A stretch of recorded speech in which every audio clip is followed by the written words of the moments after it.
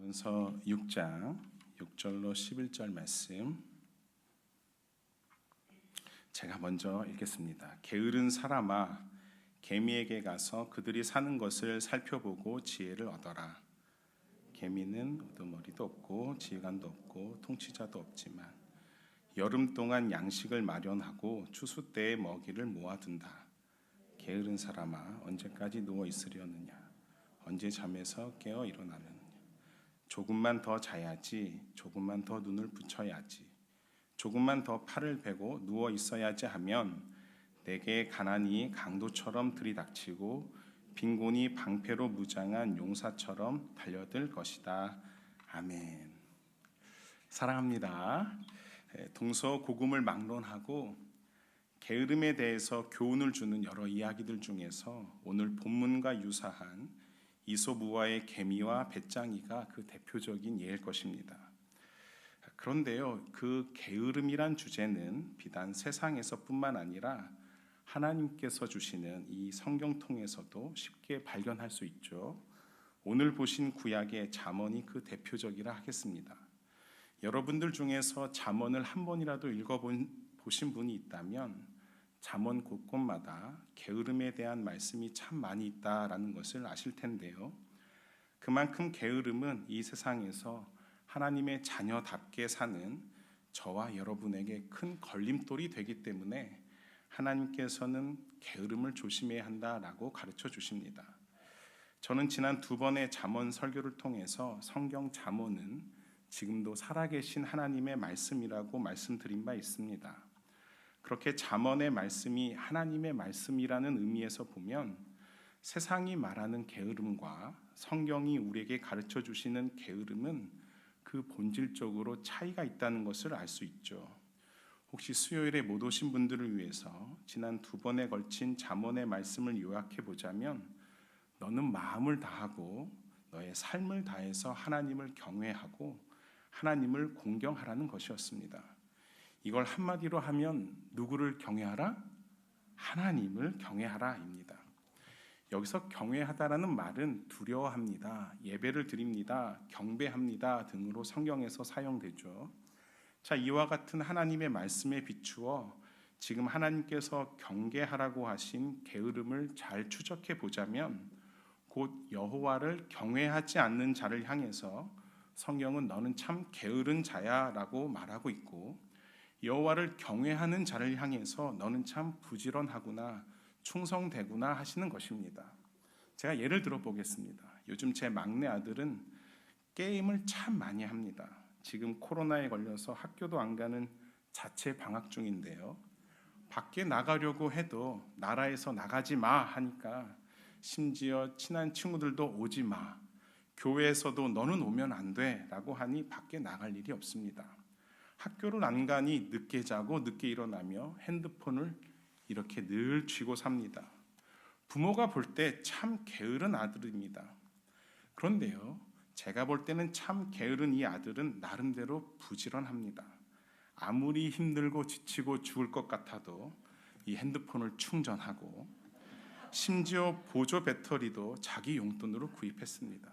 그리고 조금씩 용돈을 모아서 중고 핸드폰을 사서 더욱 게임에 열중하며 게임 아이템을 모으고 레벨 상승을 위해서 밥도 안 먹고 분투합니다. 아들은 그렇게 게임을 위해 돈을 저축하고 또 부지런하게 움직이지만 그러나 부모가 볼 때는 참으로 게으른 아들입니다. 그런데요, 우리가 딱 이와 같습니다. 우리는 모두 다가 각자 열심히 부지런히 살고 있습니다만 오늘 그 본문 1절에 보시면 아이들아 라고 부르시는 우리 하나님 아버지께서 저와 여러분을 보실 때 그 자녀된 우리들이 정작 해야 할 일은 열심을 내지 않는 어쩌면 게으른 자라 그렇게 말할는지 모르겠습니다.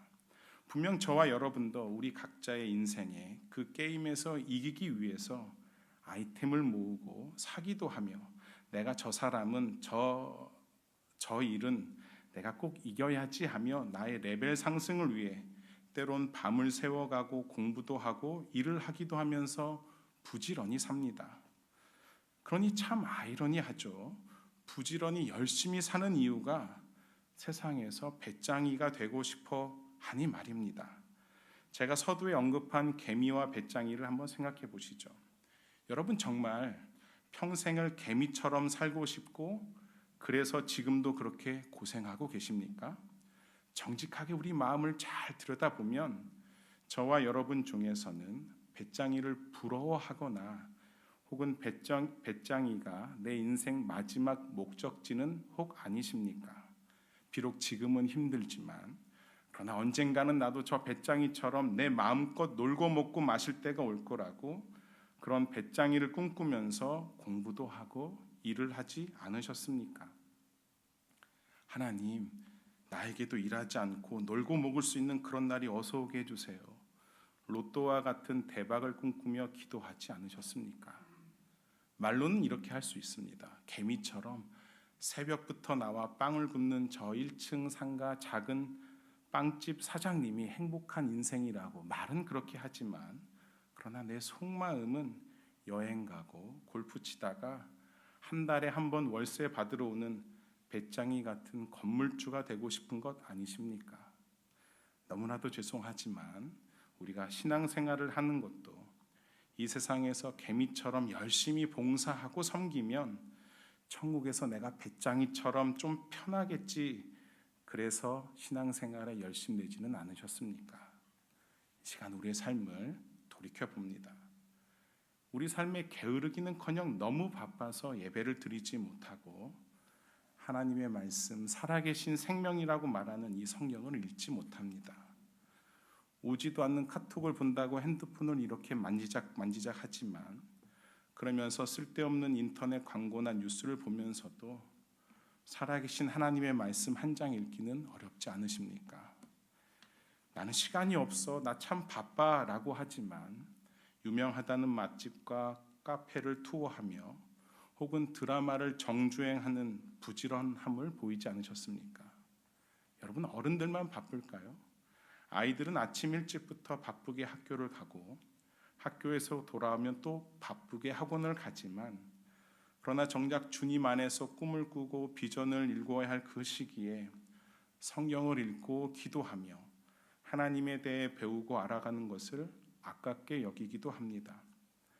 아이가 숙제를 안 하고 학원을 안 가면 손해보는 것 같고 내 아이가 뒤처질까 봐 걱정하는 그런 열심을 내는 부모이지만 그러나 아이의 신앙생활에 대해서는 별로 걱정하지 않습니다.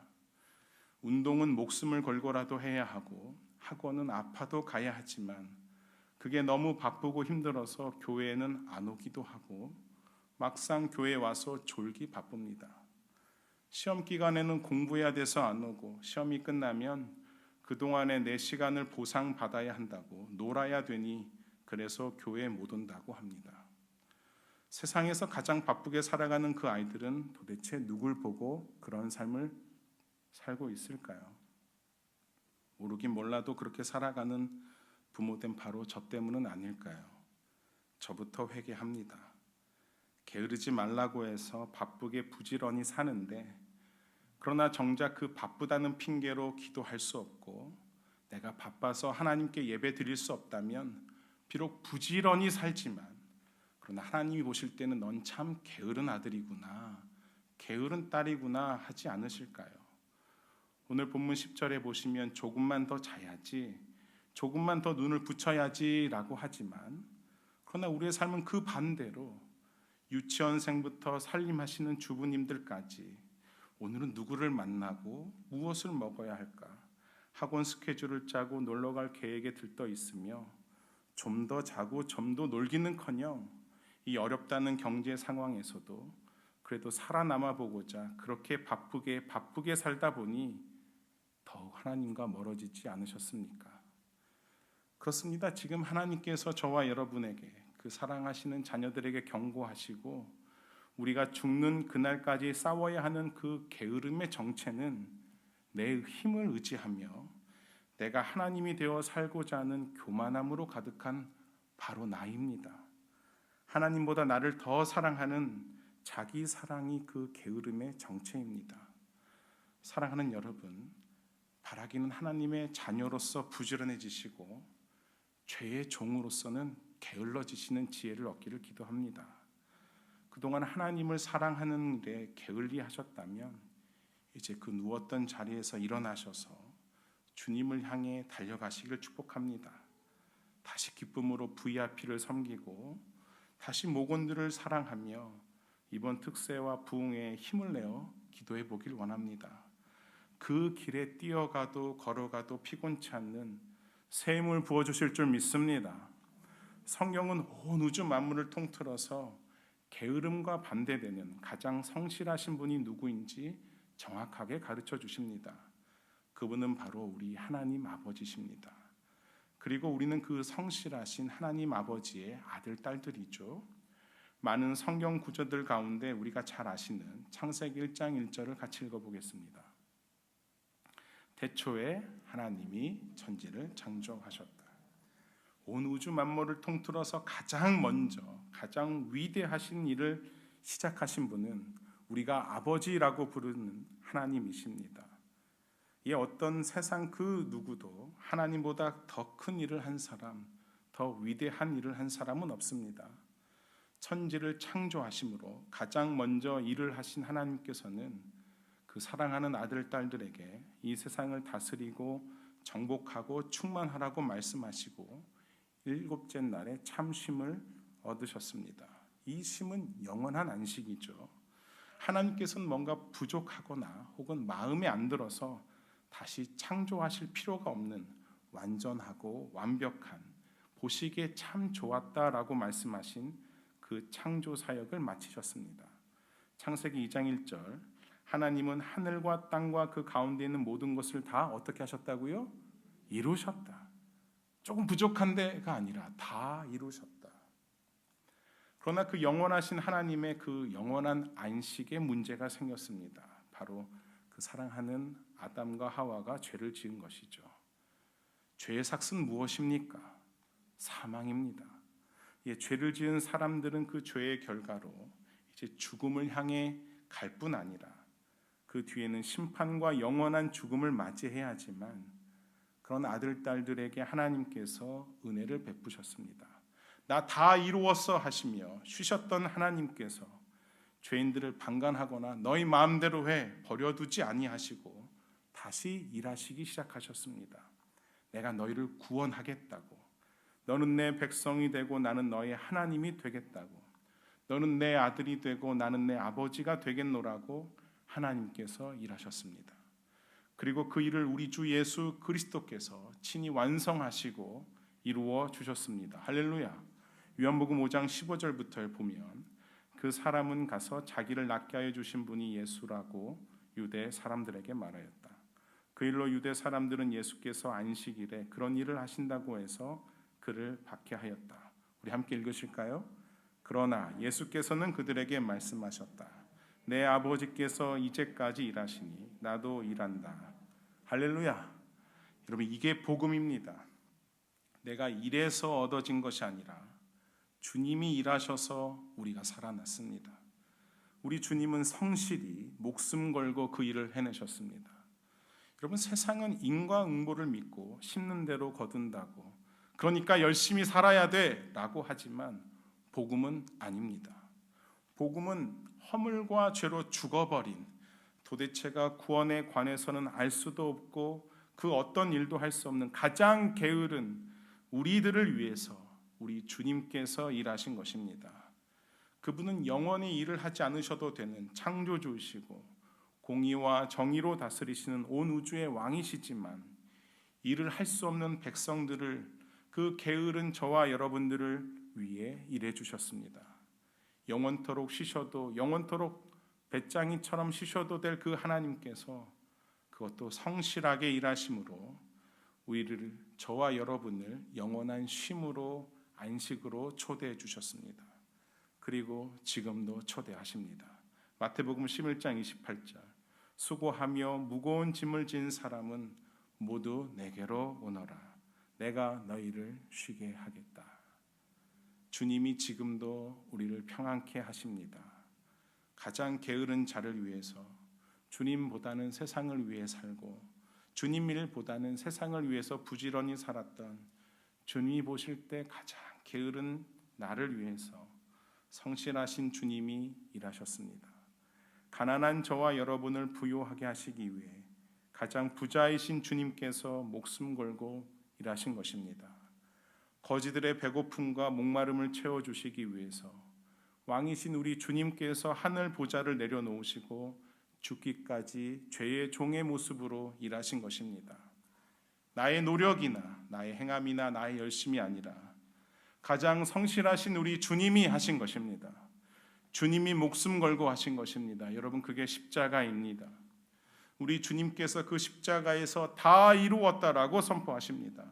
요한복음 19장 30절, 예수께서 신 포도주를 드시고 다 이루었다 하고 말씀하신 뒤에 머리를 떨어뜨리시고 숨을 거두셨다. 야, 내가 다 이루었는데 그거 조금 못했으니까 너네가 해야 돼 하지 않으셨어요. 내가 다 한 줄 알았는데 조금 부족하니까 너네 헌신하고 11조하고 봉사해야 돼 하지 않으셨습니다. 다 이루었다 말씀하시고 그 복음의 은혜를 저와 여러분에게 거저 주셨습니다. 그래서 우리 인생들은 그 다 이루신 우리 주 예수 그리스도의 십자가에서 참된 안식을, 세상은 절대 줄 수 없고 알 수 없는 참된 평화를 누리는 것입니다. 우리의 생명의 떡이요 생수가 되시는 그 예수 그리스도 안에서 우리는 더 이상 무엇을 먹을까, 무엇을 마실까 염려하고 걱정할 필요가 없으며 저와 여러분의 죄의 옛사람의 옷을 벗기시고 의와 진리와 거룩함의 새 사람의 옷을 입혀주심으로 그리스도의 옷을 입은 자들로 삼아 주셨습니다. 오늘은 여기서 잠을 자야지, 그러나 내일은 어디에서 잠들지 모르는 그 나그네와 같은 우리 인생들이지만 영원한 하나님 나라에 저와 여러분이 거할 집이 있는 줄 믿습니다. 우리 아버지 집에 그 사랑하는 자녀들의 집이 있는 줄 믿습니다. 사랑하는 여러분, 이 십자가의 복음이 믿어지시는 은혜가 있기를 기도합니다.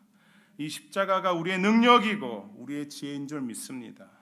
그렇다면 우리로 하여금 그럼에도 불구하고 게으르게 만드는 자, 강도처럼 군사처럼 찾아와서 나를 가난하게 하고 나를 궁핍하게 하는 자는 누구일까요? 바로 사탄입니다. 창세기에서 가장 성실하신 하나님께서 천지를 창조하셨고 안식일에 여자의 후손을 약속해 주시고 아브라함을 부르심으로 그 하나님의 성실하심을 보여주셨다면 사탄은 계속해서 그 하나님의 성실한 일을 방해합니다. 생육하고 번성하고 다스리라고 하신 하나님 말씀에 부지런히 순종해야 했던 아담과 하와에게 사탄도 성실하게 찾아왔습니다. 그리고 도적질하고 죽이고 멸망으로 이끌었습니다. 출애굽기에 등장하는 사탄은 이스라엘 백성들이 생육하고 번성하는 것을 막았고 세상을 다스려야 할 이스라엘 백성들을 세상의 노예로 만들어 버렸습니다. 여러분, 노예는요 자기 것이 없습니다. 열심히 해도 내 것이 아니죠. 노예는 내 자신은 물론 내 자식들도 노예입니다. 아무리 똑똑하고 잘생기고 특출난 자식이라 할지라도 노예라는 신분을 바꿀 수 없습니다. 여러분 생각해 보세요. 400년이 넘도록 이들은 이집트의 노예로 살았습니다.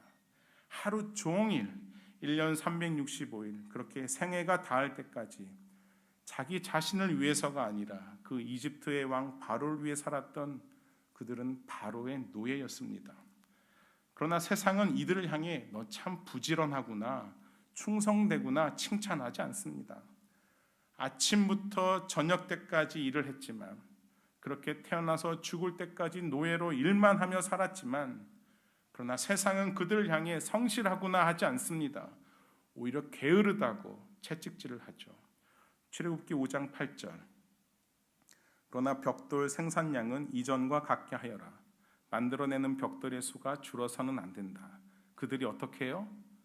게을러서 그들의 하나님께 제사를 드리러 가게 해달라고 하면서 떠든다. 보세요. 열심히 아침부터 저녁까지 일했는데 야 그래 수고했어, 좀 쉬어.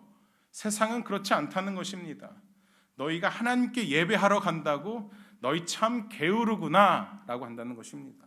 다시요, 우리들은 하나님을 섬겨하는 자들이니까 이제 하나님께 예배하고 싶습니다라고 말을 했지만 세상의 왕 바로는 그래, 나 너 열심히 일한 거 알아, 좀 쉬렴, 하나님을 예배하렴 그렇게 말하는 것이 아니라 오히려 너희가 게을러서 그렇게 말한다라고 채찍질한다는 것입니다. 그래서 사탄이 강도입니다. 도적질하고 죽이고 빼앗는 것입니다. 오늘날 애굽과 바벨론으로 상징되는 이 세상이 딱 그러합니다. 나 열심히 했으니까 좀 쉬어보겠다고, 하나님을 섬겨보겠다고 하면 세상은 게을렀다라고 조롱합니다. 그러나 잠언은요, 하나님을 경외하는 자가 가장 부지런한 자, 성실한 자, 충성된 자라고 말하고 있는 것입니다. 그건 하나님의 자녀가 하나님 아버지께 받을 수 있는 가장 큰 상급이고 칭찬인 줄 믿습니다. 그 성실하신 하나님께서 죄의 종노릇하던 저와 여러분을 십자가로 구원하시고 오늘도 하나님을 섬기고 이웃을 사랑하는 그 귀한 일에 불러주십니다. 나를 위해 살았던, 나만 사랑하며 살았던 이 게으른 자를 하나님을 사랑하고 이웃을 사랑하는 일로 인도하시는 줄 믿습니다. 오늘 본문 7절 보시면 우두머리, 지휘관, 통치자와 같은 단어들은 출애굽기에 똑같이 쓰여진 단어입니다. 이집트 통치자 바로였고요. 바로는 감독자들에게 채찍으로 이스라엘을, 그 백성들을 다스렸습니다. 이게 세상입니다. 그러나 하나님은 그렇지 않죠. 계미는요, 나를 감시하는 자나 혹은 내가 일을 안 하면 채찍으로 때리는 자나 말을 안 들으면 너 죽여라고 협박하는 자가 없어도 성실하게 일을 한다라고 계미를 칭찬합니다. 그렇습니다. 오늘 저와 여러분에게 하나님께서 원하시는 것이 바로 이것입니다.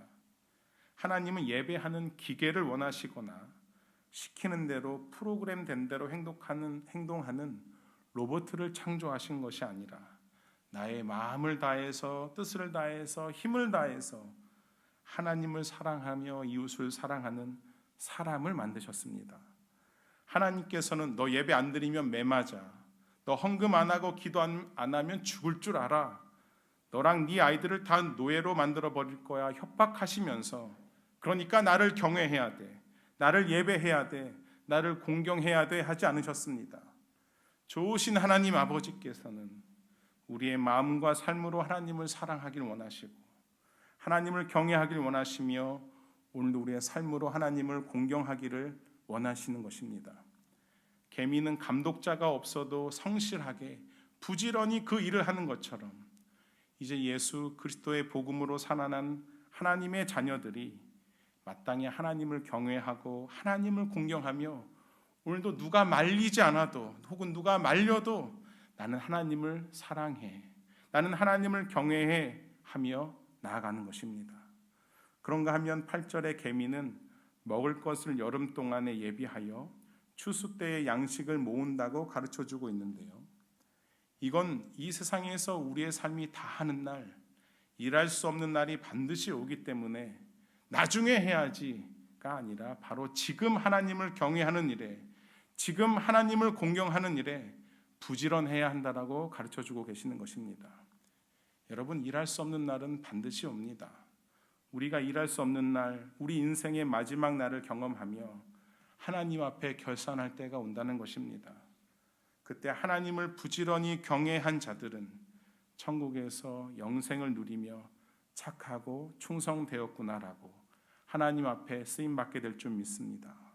여러분, 그래서 나중이 아니라 오늘 감사하고 오늘 예배하며 오늘도 주님을 택하는 것입니다. 기도할 수 있을 때, 내가 봉사하고 섬길 수 있을 때, 사랑할 수 있을 때 하는 것입니다. 용서할 수 있는 기회가 있을 때 용서하는 것입니다. 오늘도 회개할 수 있는 하나님의 은혜 주실 때 회개하는 것입니다. 바로 지금인 것입니다.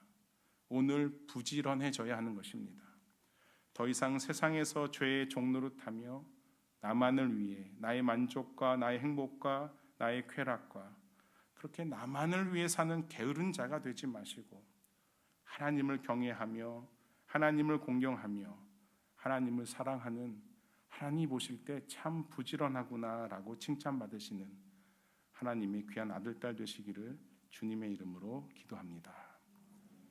우리 함께 찬양하며 나가시죠.